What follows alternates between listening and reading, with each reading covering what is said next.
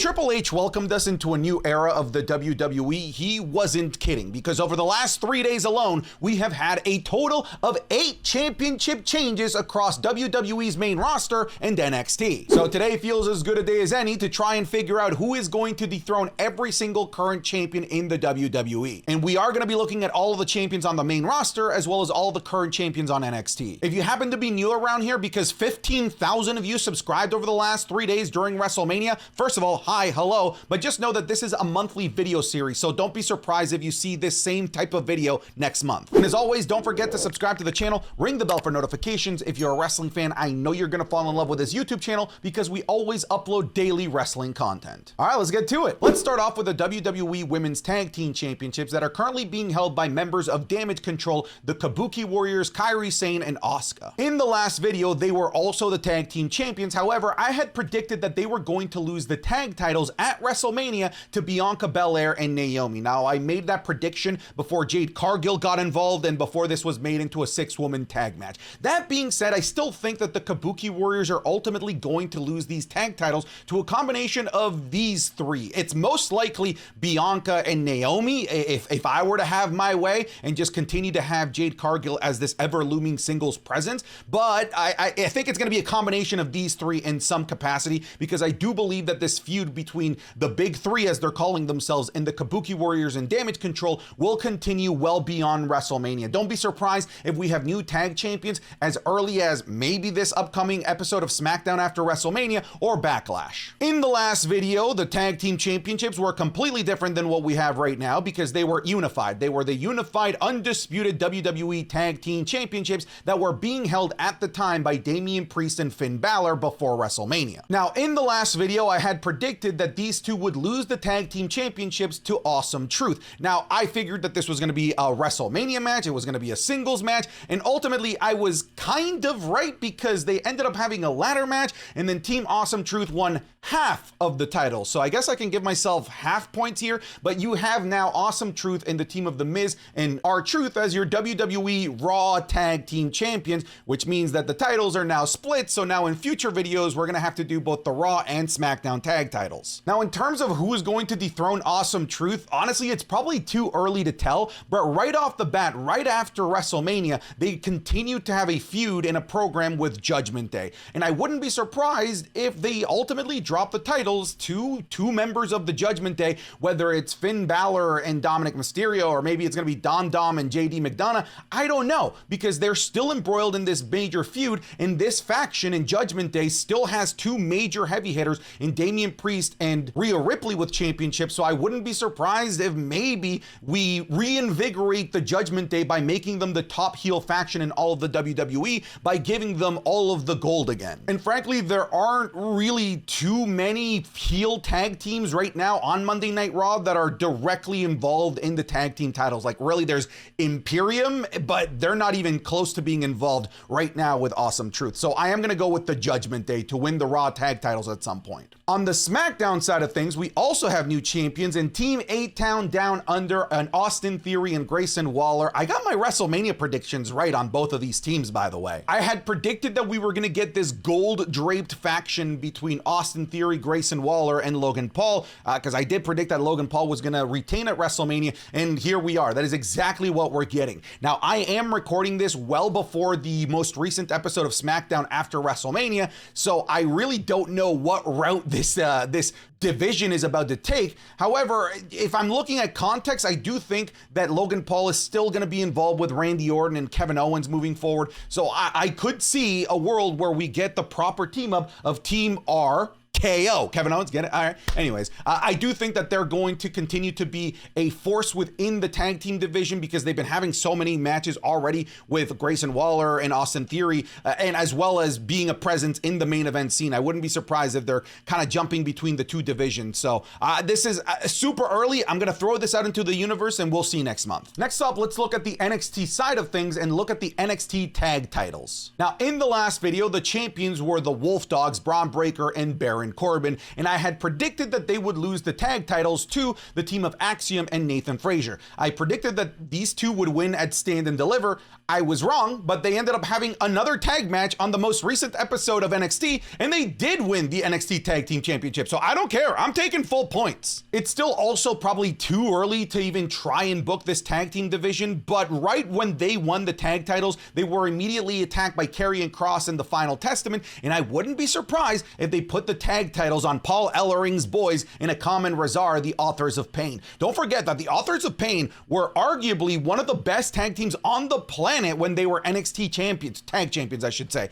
So I could see a world where maybe Shawn Michaels and Triple H wants to revisit this. Obafemi is still your North American champion, and he was the North American champion last video, and I foresee him being the North American champion for a really long time because he looks incredibly unstoppable. In the last video, I had predicted that maybe there was an off chance that somehow Josh Briggs would pin Dijak at NXT Stand and Deliver and walk away as the North American champion without actually pinning Obafemi. But that didn't come to fruition. It was an amazing triple threat match, one of the best matches that I've seen in a very, very long time. But now we're once again in that world of who the hell can even come close to Obafemi. Frankly, I still think he's going to be holding this well into the summer and into the fall, and I wouldn't be surprised if this is one of NXT's year-long championship reigns because of just how incredibly dominant he has been and how the outlook of the future of that championship looks. So for now, I'm really just going to throw a feeler out there, and I'll say maybe Ivar because he's kind of changed his look. He's no longer the Viking Ivar. He's like, I don't know, American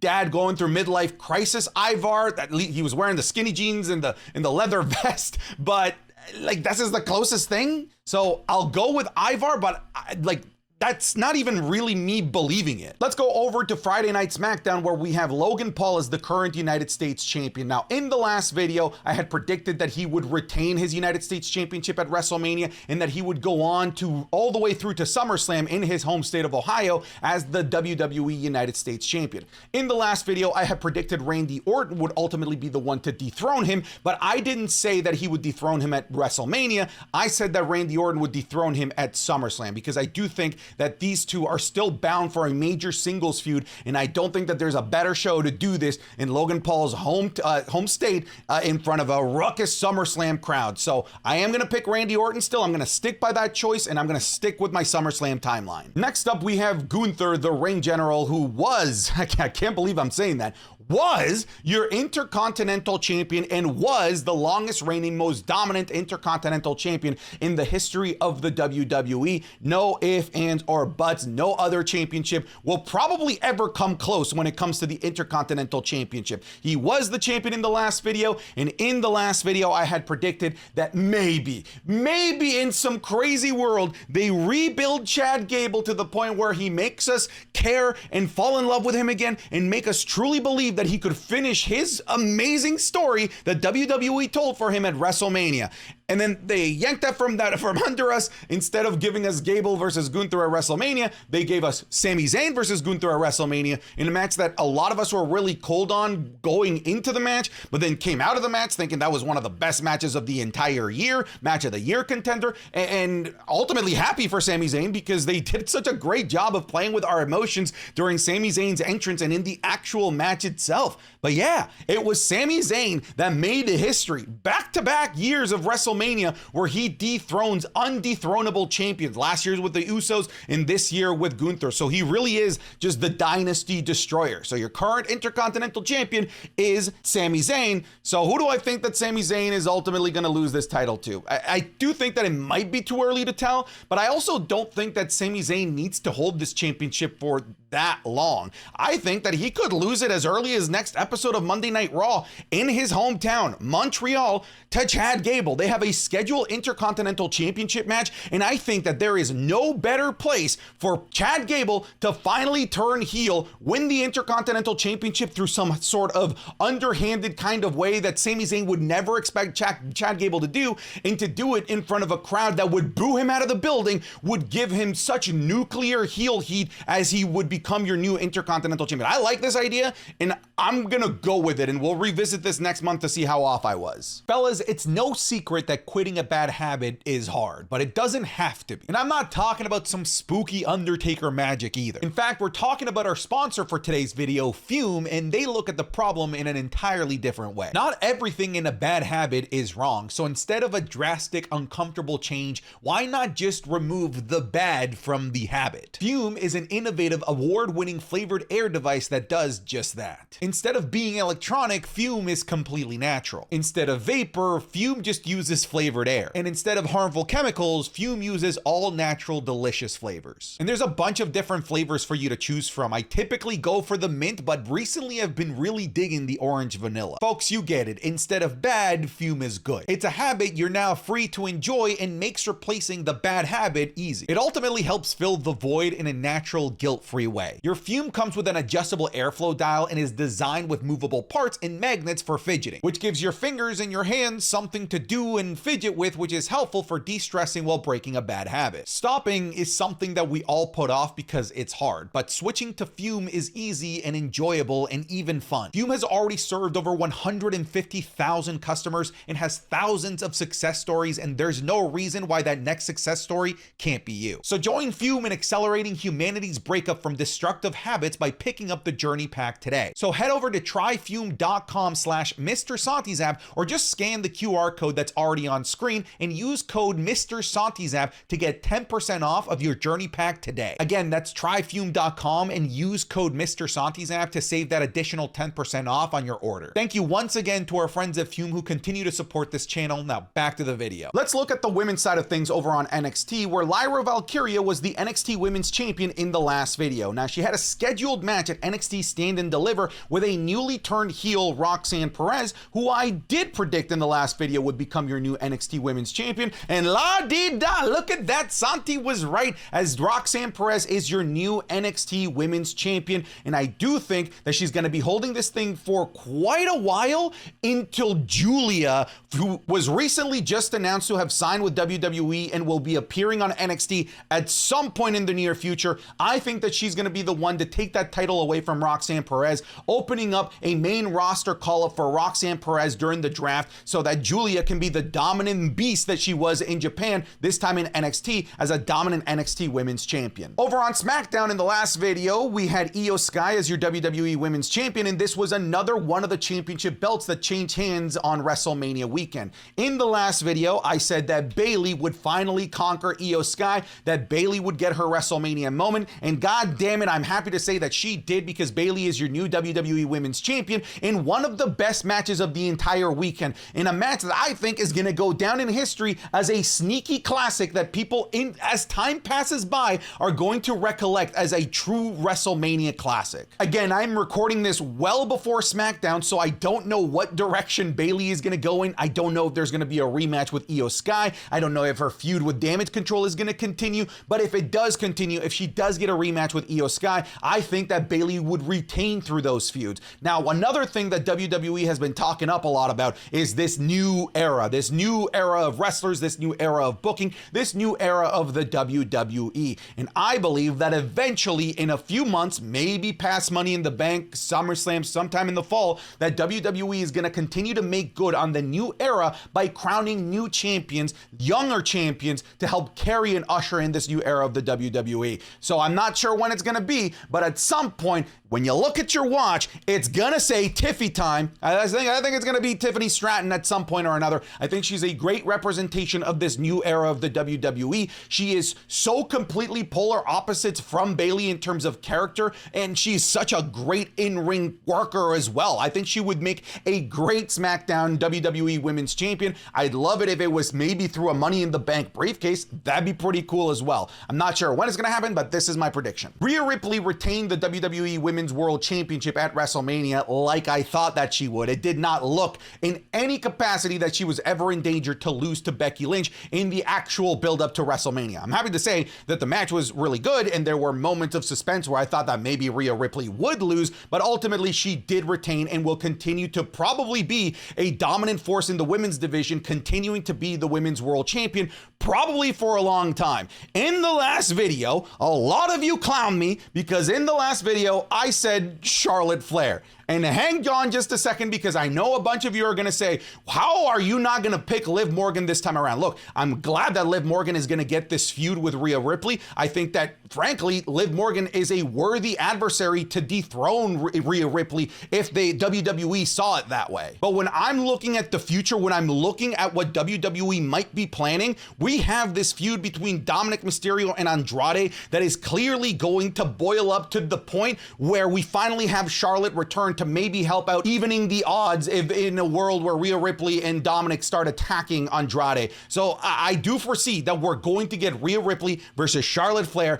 probably as one of the headlining matches at SummerSlam. And one of the things that I've come to learn is that there are 3 things that are guaranteed in this world: death, taxes, and Charlotte Flair winning a WWE Women's Championship whenever she comes back after a hiatus. I want it to be Liv Morgan. Like that chair spot with Liv Morgan where she chucked the chair at Rhea Ripley. I think she has great motivation, but I mean, the WWE loves to give championships to Charlotte Flair. You know that's right. I don't love this, but I'm going with it again. In the last video, the NXT champion was Ilya Dragunov, and he did retain the NXT championship at NXT Stand and Deliver. I did think that there was a possibility that he would lose the championship because I had a feeling that he was going to be main roster ready and be called up as early as the draft. And that does seem to be leading that way, with NXT already allowing Ilya Dragunov to appear on the Raw after WrestleMania to showcase himself before the draft. So I do think that Ilya Dragunov is bound for Monday Night Raw or Friday Night SmackDown in as early as probably 3 weeks.